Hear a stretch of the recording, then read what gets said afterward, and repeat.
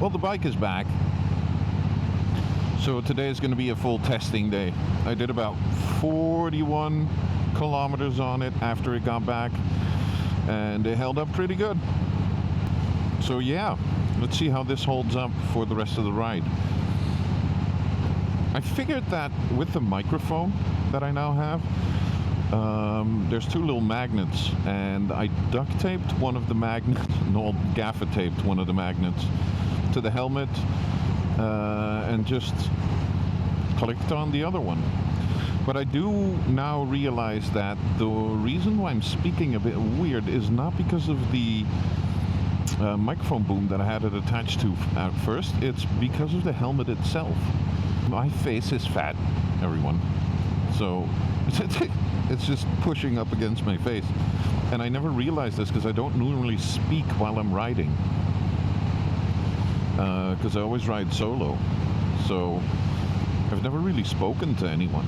Well, I'm not really speaking to anyone now because, you know, there's a doggy. What was I saying? I don't have ADHD. It's kind of chilly, but it's sunny, so that's good. Can you stay in your own lane, ma'am? Or sir, whatever you are.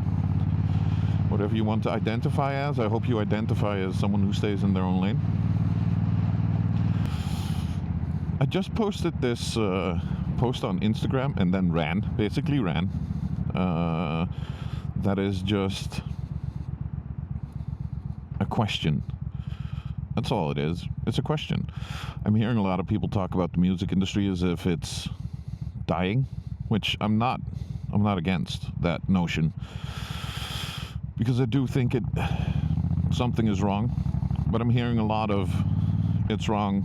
We're not able to make money. We're broke. Fine, then don't wave back, you bastard.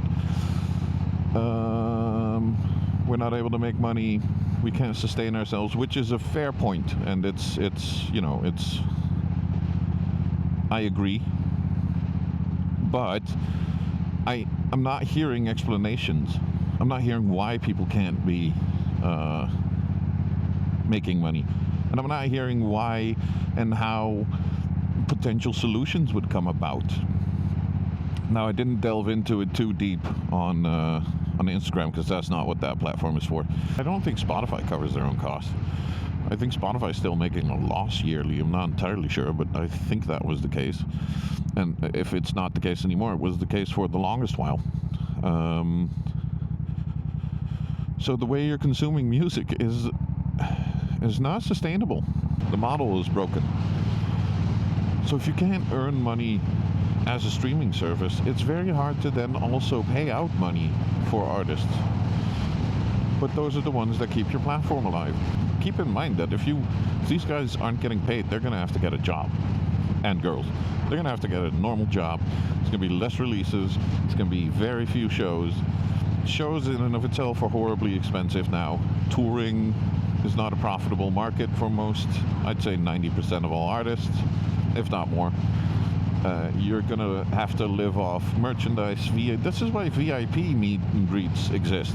Normally that was just called a meet and greet, and bands would just go out if they felt like it and say hello and talk to people. Now you have to pay money for it because they need to eat. Their families need to be able to live. So, and then you have the venues doing merch cuts. So the only thing you're earning on is merchandise, and then they want a piece of it. Like, you're being stripped apart as an artist financially. Record labels taking 80% of your cut, your revenue on albums. Back in the day, you used to have a thing called 360 deals. They take a cut of everything you earned. And then on top of that, you had a booker who takes a cut, and then you have a manager who takes a cut of all your revenue. So you had two people taking a cut of all your revenue, and then one person taking a cut on all your shows. It's insane, man. There's a limit to what artists can do, but also what the industry can do. Like, I gave the option of doing management for cheap, almost like cheap labor. Alex gave you a streaming service with a fair share and a fair cut. And on both sides, the bands didn't respond as enthusiastic as everyone expected, and fans don't have anything to do with which management company's behind the band, but for the streaming, I mean, come on. Not only did everyone already exploit artists, now you have the coming of AI, and I know that a lot of people are going to say, like, hey, AI is not a big deal, here's one of those conspiracy theorists. First of all, that's not entirely true. There's plenty of people, founding people of AI, that have said this could be dangerous if we don't be careful, if we're not careful. I don't think people realize how much of an opportunity it is for record labels to play, to prefer AI. I don't think people realize how much of a problem that can and most likely will become in the future. Come on, man. Do you really expect... Why are we breaking for a green light? Did you really think that a record label whose only interest is profit, and I'm not talking about the people that work at a record label, some of them are very decent people and they all want what's best for the artist, but in the business model is that they don't care for the artist. That's basically it. They want as much money as possible for them. How do you think they will react to signing artists, or signing, you know, you're going to have to sign an artist, earn back, deal with a bunch of, you know, most artists are tricky to deal with, a lot of them. You're going to have to deal with all of that and getting them to do shoots and stuff and videos. And how easy is it to hire one guy, one really good AI prompter guy that can then be 10 to 12 bands in a week, new releases? And don't tell me it won't work, because I've seen bands with like 20, 30, 40. I think I saw a band with 250,000 monthly listeners. How easy is it then for a record label to say, you know what, we'll do that? One, maybe two. Fixed employees on a fixed income. Why not? Give them a big salary, a permanent contract. People are happy. Churn out AI prompts that make hits. I genuinely don't see why you wouldn't do that as a record label, apart from morality. That's about it.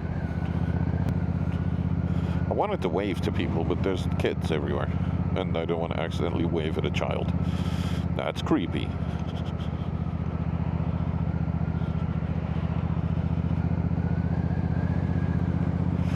These are beautiful places, man. I like this area. I'd love to live here. Like, you see how far of a drive it is? It's not that far. But these are gorgeous. It's super fun. I think I might not be allowed in the nature reserve anymore now. I think it's like May? From May onward? Not sure. It's May now, so... Whoa, this dude's hauling ass backwards. Holy shit, dude. If you hit a tree, you're fucked. Well, the tree's fucked, but, you know.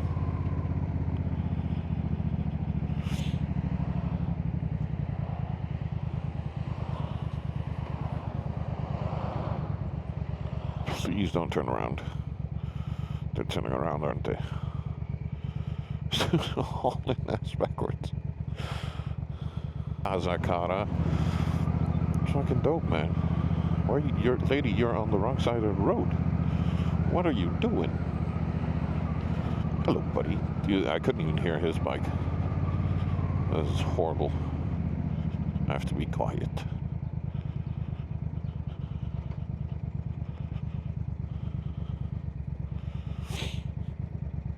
Oh, look, it's quaint. Look, a little deux chevaux.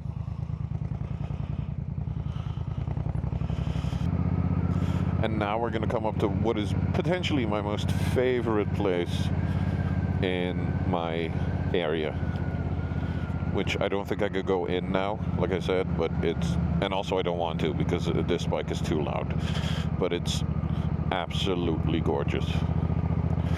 This is called Postbank, which is a nature reserve-ish. And it's got meadows, forest, wild horses, a bunch of cows, big fucking cows.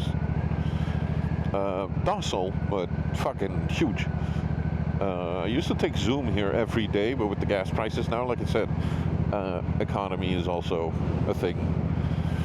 So I can't do this drive every day anymore. It's too expensive.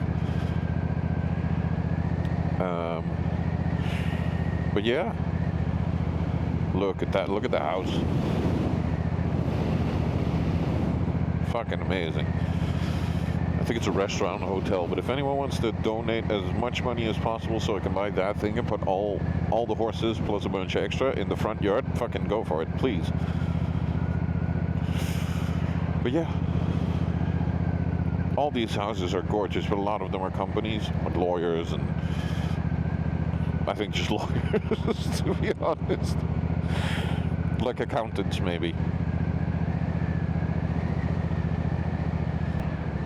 So you normally would go up here to the right and then go through the nature reserve. I just don't think that's a good idea. It's breeding season for a bunch of birds, so I don't want to go into a nature reserve during breeding season with a very loud bike. I do it with a slightly less loud bike, but alas, this isn't a slightly less loud bike, so see? I'm not gonna go in there and disturb a bunch of fucking birds. I'm thinking about, now that it's fully fixed and it's like a really nice bike to ride, but I'm thinking about exchanging it with some that I had before, like either a Honda Blackbird or a Yamaha FJR 1300 and the other one's 1100. Yeah, that might be a thing that I'm gonna do. Just because I'm gonna make distances, like long distances on the bike, and this is as lovely as this bike is. There's no windscreen, there's no, and I can put one on, but then it's ugly. It's not necessarily very, like, you know, reliable, I've come to find out, because it overheats. I can't go through a traffic jam half the time because the bars are too wide. There's a wide set of bars. Also, this point is scary. I will probably have that removed because I don't like it myself, but also I'm scared of it for cars, kids on bikes, you know, just grazing past your bike. If it's not like plastic, this is sharp, man. So aesthetically, I don't even think it looks cool. Like, if I nick that guy right now on accident, he's going down. He's going to be, whoa, he's going to be bleeding.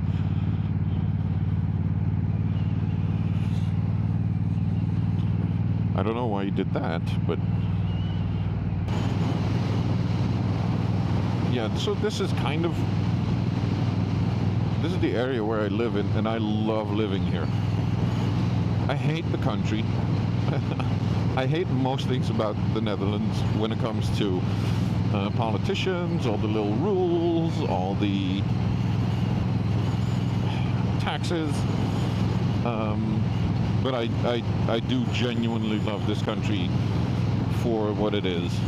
It's a flat piece of land that our Dutch ancestors fought very hard to make in parts of this country. It's small. You can get into arguments with people who are very direct, but we also are very quick to make up again. I'm not, but most people are. And it's just a really fun country to be in most of the time. But if you're like from like this thing, this is a traffic camera speeding. Why? Because at night people would speed here. Why is that a problem? Like, there's nobody here at night. I'm just gonna point that out. There's genuinely nobody here at night. I could get in trouble for driving too slow on the highway. It's that I get, by the way, it's dangerous, but you know, look at that. Just go out on your little boat. Fucking, they're not from here. They're from Brabant, I think, judging from the flag, but I'm not sure. Not good with flags. But yeah, you just go out on the water, just or go out on your bike, have fun. The roads are amazing. Like, genuinely, the part where I get frustrated is when they tear it up to make them amazing, because they overdo it sometimes, and then also they do everything at the same time. It's like it's seasonal. So then you get like massive traffic jams.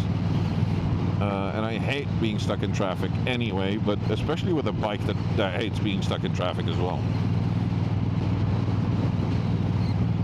So, but yeah, I figured I'd show you guys.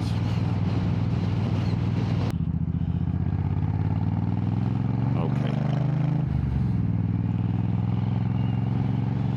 Yeah, that was annoying. That was on me. That was on me. I stayed there for too long. But yeah, this is what my country looks like.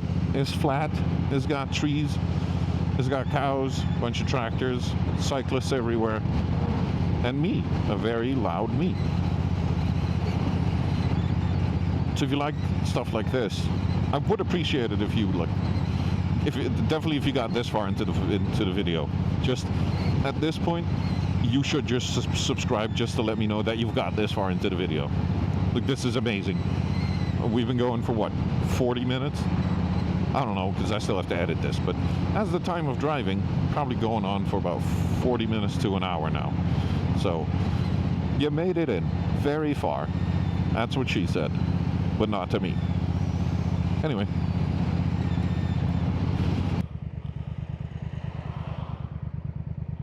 Just standing on the middle of the fucking road. No turn signal, no alarm signals.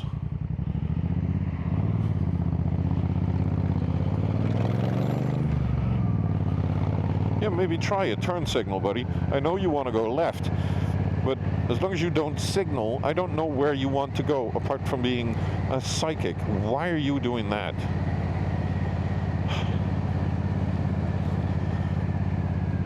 Oh, instructors.